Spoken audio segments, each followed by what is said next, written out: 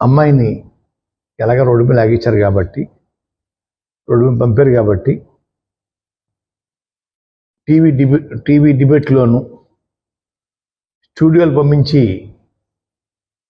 ఇంటర్వ్యూలు ఇప్పించడం, అలాగే మీ అభిమాన నాయకుడైన పవన్ కళ్యాణ్ గారి కోసం పిఠాపురం అంతా డోర్ టు డోర్ తిప్పండి. ఏమీ భయపడను, బాధపడను. మీ ప్రాపర్టీస్ అంతా ఏమైనా చేయించుకోండి అయ్యా, దయచేసి ఆ కార్యక్రమం వచ్చేసుకుంటే బాగుంటుందని నాకు అనిపించి ఈ 2 మాటలు చెప్పాలని పత్రిక మీడియా వారిని పిలిచానండి. ఓ పక్క పవన్ కళ్యాణ్ గారు అతిగా పెద్ద గౌరవిస్తున్నట్టుగా బయట నటన, లోపల కుళ్ళు కుతంత్రాలతోటి కుటుంబాన్ని విడదీయాలని, కుటుంబాన్ని అప్రతిష్ట పాలు చేయాలని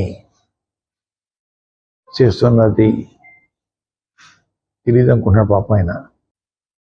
అమ్మాయిని ఎలాగ రోడ్డు మీద లాగించారు కాబట్టి, రోడ్డు మీద పంపారు కాబట్టి టీవీ డిబేట్లోను స్టూడియోలు పంపించి